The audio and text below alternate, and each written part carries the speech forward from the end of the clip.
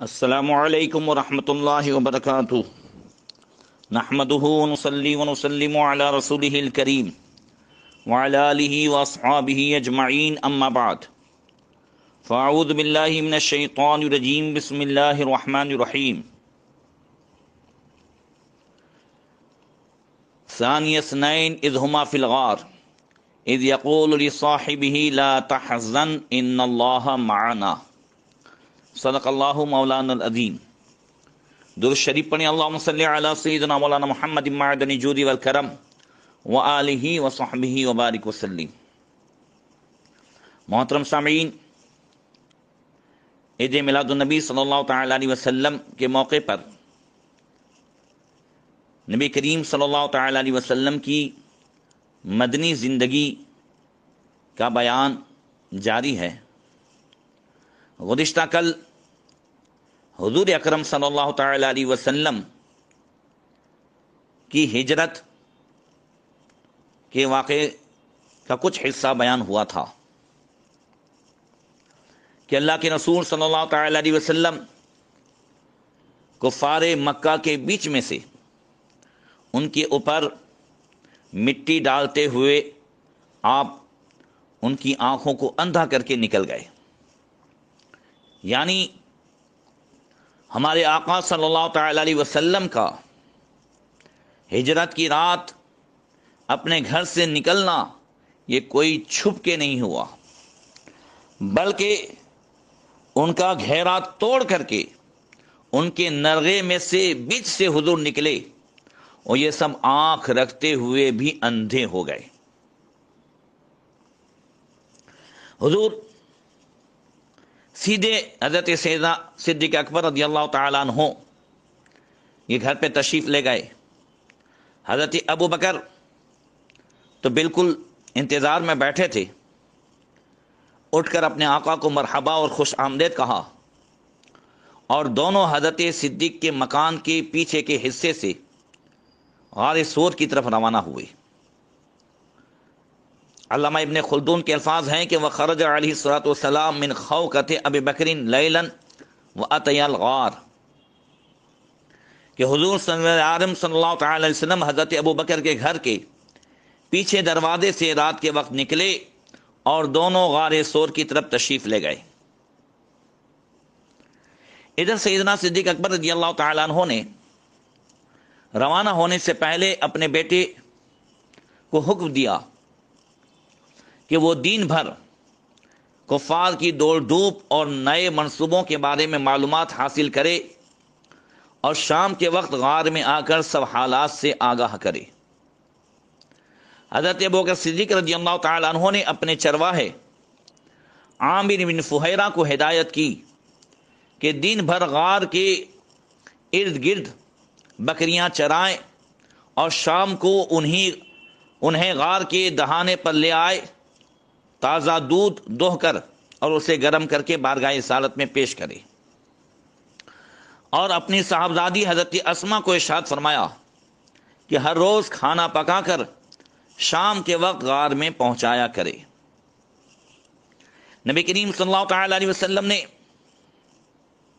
مکہ شریف سے نکلنے کے وقت دعائیں فرمائی اور اسی کے ساتھ ساتھ آپ نے مکہ شہر پر ایک نگاہ ڈالی اور ان کلمات سے مکہ شریف کو الوداع کہا۔ ترمذی شریف میں ہے، حضور نے فرمایا واللہ انک لاحب ارض اللہ الی وانک لاحب ارض اللہ الی اللہ ولولا ان اہلک اخرجونی ما خرجت منک۔ قسم خدا کی مکہ کی سرزمین تو مجھے اللہ کی ساری زمینوں سے زیادہ محبوب ہے، اور بے شک اللہ کی تمام زمینوں سے اللہ کو زیادہ پیاری ہے۔ اگر تیرے رہنے والوں نے مجھے یہاں سے نہ نکالا ہوتا تو میں کبھی تجھ سے نہ نکلتا۔ اور حضرت عبداللہ ابن عباس رضی اللہ تعالیٰ عنہ سے روایت ہے کہ حضور نے فرمایا ما اطیبک من بلد واحب الی ولولا ان قومی اخرجونی منک ما سکنت غیرک۔ حضور نے فرمایا مکہ کے شہر تو کتنا پاکیزہ ہے اور تو مجھے کتنا پیارا ہے، اگر میری قوم نے مجھے یہاں سے نہ نکالا ہوتا تو میں ہرگز کسی اور شہر میں رہنا اختیار نہ کرتا۔ اللہ کے رسول صلی اللہ تعالی علیہ وسلم کو لے کر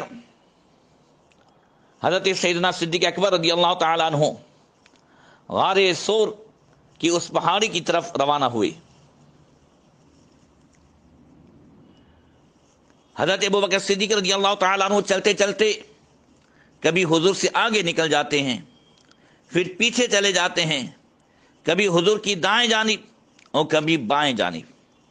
حضور نے پوچھا اے ابوبکر یہ کیا ماجرا ہے؟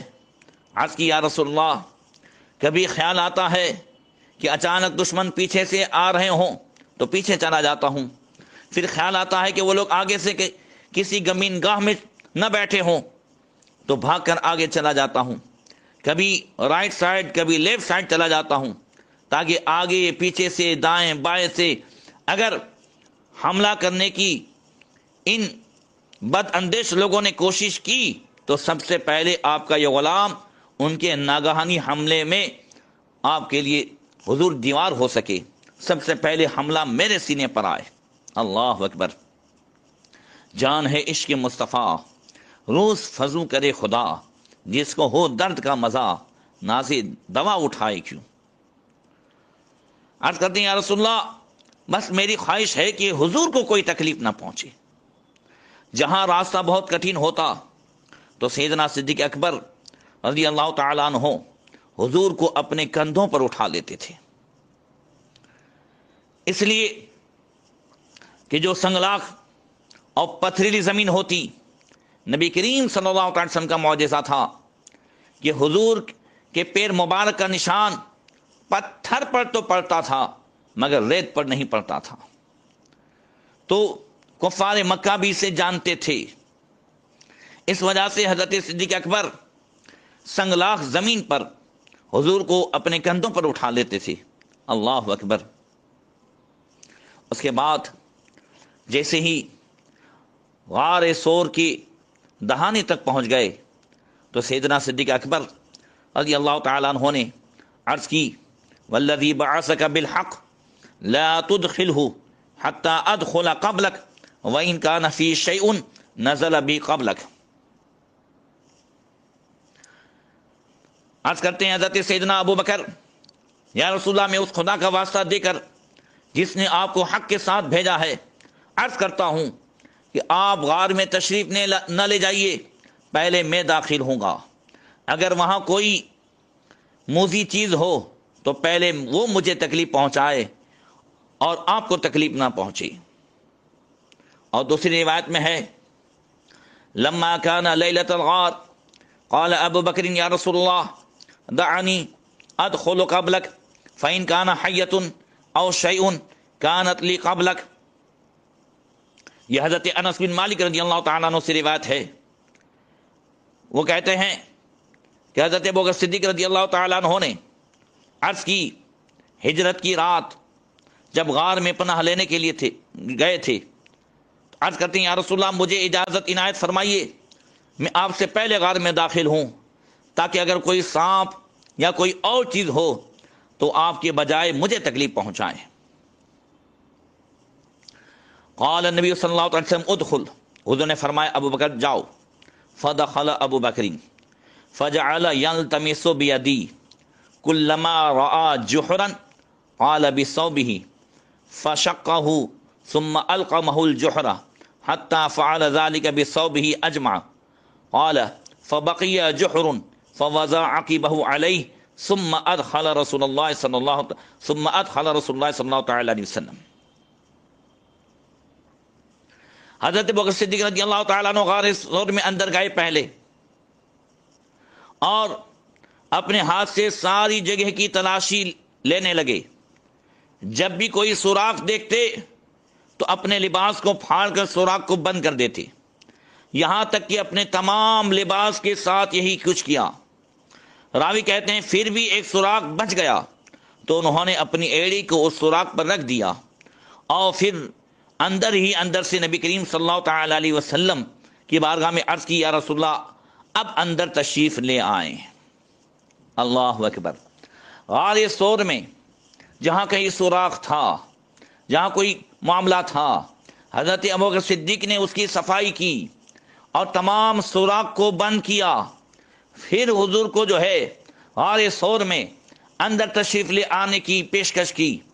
بس ایسے ہی آج بھی اگر حضور کو اپنے سینے میں بلانا ہے تو سب سے پہلے ابو بکر کو بلاؤ، تاکہ سینے میں جو بھی سوراخ ہے صحابہ کی گستاخی کا، اہل بیت کی گستاخی کا، یا کسی بھی چیز کا جو سوراخ ہے ابو بکر بند کر دیں اور پھر عرض کریں یا رسول اللہ اب یہ سینہ ہر کینے سے پاک ہو کر کے آپ کی محبت کا مدینہ ہو گیا ہے، آپ تشریف لے آئیے۔ سبحان اللہ۔ فلما اصبح قال له النبی فأين ثوبك يا أبا بكر فأخبره بالذي صنع فرفع رسول الله يديه وقال اللهم اجعل أبا بكر معي في درجتي يوم القيامة فأوحى الله إليه إن الله تعالى قد استجاب لك۔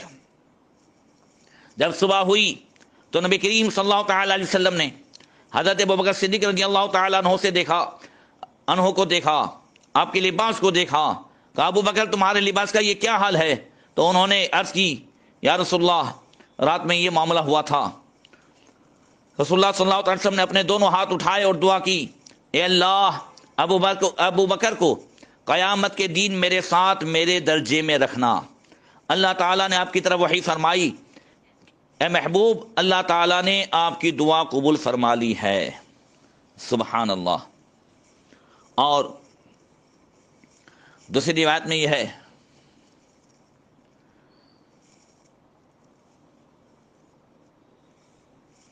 کہ حضرت سیدنا ابوبکر صدیق رضی اللہ تعالیٰ عنہ نے سارے سوراخ بند کر دیے، اور ایک سوراخ جو تھا جس میں سے سانپ نے ڈسا، تو اس میں یہ ہے کہ فردغ فی رجلہ من الجحر ولم یتحرک لئلا یوقظ المصطفیٰ صلی اللہ تعالی علیہ وسلم، کہ ایک سوراخ پر حضرت ابوبکر صدیق نے اپنی پاؤں کی ایڑی رکھ لی۔ جب آپ کو سانپ نے ڈسا تو آپ نے ذرہ برابر حرکت نہیں کی کہ کہیں رسول اللہ صلی اللہ تعالی علیہ وسلم کی نیند میں خلل واقع نہ ہو۔ اللہ اکبر۔ جب نبی کریم صلی اللہ تعالی علیہ وسلم بیدار ہوئے اور دیکھا تو پھر آپ نے فرمایا ابو بکر کیا حال ہے؟ اے رسول اللہ اس طرح ہوا ہے۔ حضور نے اپنا لعاب دہن لگایا اور لگاتے ہی سیدنا صدیق اکبر کو فوراً شفا حاصل ہو گئی۔ سبحان اللہ۔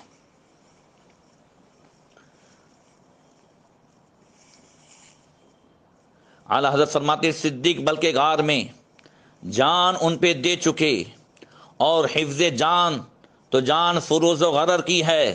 ثابت ہوا کہ جملہ فرائض فرو ہیں، اصل الاصول بندگی استاجور کی ہے۔ ادھر مکے میں جب صبح کا اجالا ہوا تو نبی کریم صلی اللہ تعالی علیہ وسلم کے بجائے جب حضور کے بستر سے علی مرتضیٰ اٹھے، یہ دیکھ کر رات بھر حضور کے کاشن اقدس کا گھیراؤ کرنے والوں کی اوسان خطا ہو گئے۔ جنگل کی آگ کی طرح یہ خبر مکہ کے گھر گھر جو ہے پہنچ گئی کہ حضور علیہ الصلوۃ والسلام رات کی تاریکی میں خاموشی سے ان کا گھیرا توڑ کر نکل گئے ہیں۔ اس سازش کی ناکامی پر کوہرام مچ گیا۔ مشرکین کی ٹولیاں حضور کی تلاش میں ہر طرف پھیل گئیں۔ ان کا غالب گمان یہ تھا کہ حضور یثرب کی طرف چلے گئے ہوں گے، جہاں مہاجرین کا ایک طاقتور گروہ حضور کے لیے انتظار میں ہے۔ اس خیال سے وہ اس راستے پر دور تک گئے، لیکن کہیں سراغ نہ ملا۔ پھر دوسری تمام سمتوں میں تلاش کرنا شروع کیا۔ ان راستوں پر بھی کھانک چھاننے کے بعد جب وہ ناکام ہو کر واپس لوٹے تو غار ثور جو مکہ کے جنوبی سمت میں واقع ہے، انہیں تو یہ گمان بھی نہیں تھا کہ حضور ادھر بھی جا سکتے ہیں۔ جب ہر طرف سے مایوسی ہوئی تو ناچار غار سور کا رخ کیا۔ جب غار کے قریب پہنچے تو ان کے ماہر کھوجی نے ایک نقش پاؤں کو دیکھ کر کہا کہ یہ تو ابو بکر کے پاؤں کا نشان ہے، لیکن اس کے ساتھ ہی دوسرا نقش پا ہے، میں اسے نہیں پہچان سکا، یہ اس پاؤں کے نشان سے بڑی مشابہت رکھتا ہے جو مقام ابراہیم پر ہے۔ اللہ تعالیٰ کو خوب معلوم تھا کہ کفار ادھر ادھر سے مایوس ہو کر نبی اکرم کی تلاش میں اس کی طرف بھی ضرور آئیں گے، چنانچہ اس نے اپنی قدرت کاملہ سے ایسے حالات پیدا کر دیے کہ وہ تلاش کرتے کرتے غار کے دہانے تک تو پہنچ جاتے، لیکن نہ اس کے اندر داخل ہوتے اور نہ اس کے اندر جھانکتے، یوں ہی الٹے پاؤں واپس چلے آتے۔ ہوا یہ تھا کہ غار کے دہانے کے قریب ایک کانٹے دار درخت اگایا اللہ کے حکم سے۔ اس درخت کو یہ اہل عرب ام غیلان کہتے ہیں، اور اس کی بلندی انسانی قد کے برابر ہوتی ہے۔ اس کی شاخیں بڑی گنجان اور خاردار کانٹے دار ہوتی ہے۔ اس درخت کی موجودگی میں کسی شخص کا غار کے اندر جانا بہت مشکل ہے۔ نیز اس غار کے دہانے کے قریب جنگلی کبوتروں کے ایک جوڑے نے گھونسلہ بنا لیا، وہاں انڈے بھی دے دیے، اور ان انڈوں کے سینے کے لیے کبوتری ان پر ڈیرا جما کر بیٹھ گئی۔ المواہب لدنیا کی روایت ہے کہ ان حمام الحرم من نسل طینک الحمامتین جزاء وفاقا لما حصل بی الحمایت جوزیا بالنسل وحمایتی بالحرم فلا يتعرض له وفی المثل آمنوا من حمام الحرم۔ یہ حرم مکہ میں جو کبوتر ہیں یہ کبوتروں کے اس جوڑے کی نسل سے ہیں۔ اس خدمت کے بدلے میں اللہ تعالیٰ نے انہیں صلہ دیا ہے، ان کی نسل بھی ختم نہیں ہوئی، 14 صدیوں سے باقی ہے، اور حرم شریف میں انہیں پناہ ملی ہوئی ہے، کوئی انہیں چھیڑ نہیں سکتا۔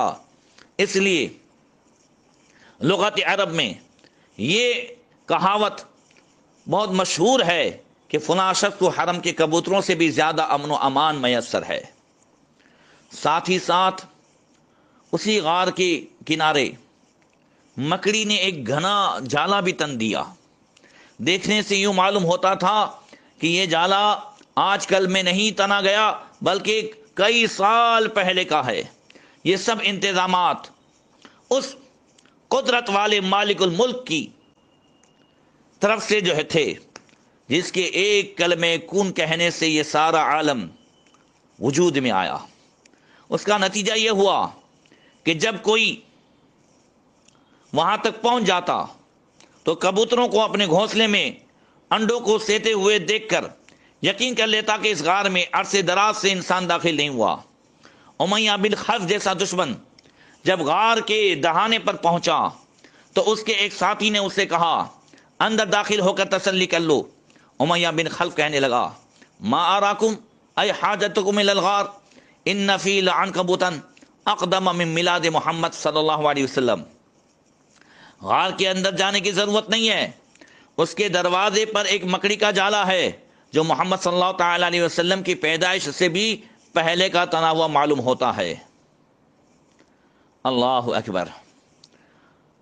ادھر جو ہے حضرت سیدنا ابو بکر صدیق رضی اللہ تعالیٰ عنہ نے دیکھا کہ کفار کی ٹولیاں یہ کے بعد دیگر غار کے دروازے پر پہنچتی، اور اس حالت میں اتنے قریب ہو جاتے کہ حضرت ابو بکر حضور سے کہتے ہیں لو ان احدہم نظر الی قدمی لرآنا فقال علی رسول اللہ صلی اللہ تعالی علیہ وسلم ما ظنک باثنین اللہ ثالثہما۔ یا رسول اللہ، اگر ان کفار نے جھک کر اپنے قدموں کی طرف دیکھا تو وہ ہمیں دیکھ لیں گے۔ رسول اللہ صلی اللہ علیہ وسلم نے فرمایا ابو بکر ان دو کے بارے میں تمہارا کیا گمان ہے جن کے ساتھ تیسرا اللہ تعالیٰ ہو۔ اللہ اکبر۔ نبی کی قوت یقین کو ملاحظہ کریں، یہ ہے توکل علی اللہ کا وہ مقام جو شان رسالت کے شایان شان ہے۔ اس وقت اللہ تعالیٰ نے اطمینان اور سکون کی ایک مخصوص کیفیت اپنے حبیب صلی اللہ تعالی علیہ وسلم پر نازل فرمائی، اور حضور کے صدقے حضرت ابو بکر پر بھی اس کا ورود ہوا، جس سے ان کی ہر طرح کی پریشانی دور ہو گئی۔ نبی کریم صلی اللہ تعالی علیہ وسلم 3 دن تک وہاں قیام فرما رہے۔ کفار آتے اور آ کر کے غار کے کنارے پہنچ جاتے، مگر حضور کو نہیں دیکھ سکتے تھے۔ اعلیٰ حضرت رضی اللہ تعالیٰ عنہ فرماتے ہیں کہ کیسے دیکھتے، انسان کا جسم تو نظر آتا ہے مگر اس کی جان نظر نہیں آتی، روح نظر نہیں آتی۔ جب عام آدمی کی روح نظر نہیں آتی تو حضور تو جو ہے جان جہان ہے، روح جہان ہے۔ فرماتے ہیں اعلیٰ حضرت، جان ہے جان، کیا نظر آئے، کیوں عدو گردے غار پھرتے ہیں، یعنی کیوں اپنا ٹائم ویسٹ کرتے ہیں۔ ارے اللہ تبارک و تعالیٰ نے اپنے حبیب کو پورے جہان کی جان بنایا ہے، جب جہان کی جان بنایا ہے تو پھر حضور انہیں نظر نہیں آ سکتے۔ سبحان اللہ۔ بہرکیف 3 دن حضور قیام فرما رہے۔ حضرت اسما، حضرت صدیق کی بڑی صاحبزادی آ کر کھانا پہنچا جاتی، آپ کے صاحبزادے ہر روز کی نئی خبریں دے جاتے، اور حضرت ابوبکر کا چرواہا عامر بن فہیرہ رات کو ریوڑ لے کر آتا اور تازہ دودھ پیش کرتا۔ حضرت ابوبکر کے کنبے کا ہر فرد بلکہ غلام تک اتنے مخلص و قابل اعتماد تھے کہ کسی نے راز کو فاش نہیں کیا۔ بڑے بڑے گنا قدر انعام کا لالچ ان کے غلام کے دل کو بھی نہیں للچا سکا۔ کفار مکہ نے نبی کریم صلی اللہ تعالی علیہ وسلم کو شہید کرنے کی جو سازش کی تھی، اس طرح ناکام ہوئی، اور اللہ کی بات جو ہمیشہ بلند رہتی ہے اس مقام پر بھی بلند ہوئی۔ بہرکیف اب جو ہے اس کے بعد نبی کریم صلی اللہ تعالی علیہ وسلم آگے کس طرح غار ثور سے تشریف لے گئے اور کس طریقے سے اللہ کے رسول صلی اللہ تعالی علیہ وسلم کا سفر آگے کا ہوا، انشاءاللہ تبارک و تعالی کل بیان ہوگا۔ السلام علیکم ورحمۃ اللہ وبرکاتہ۔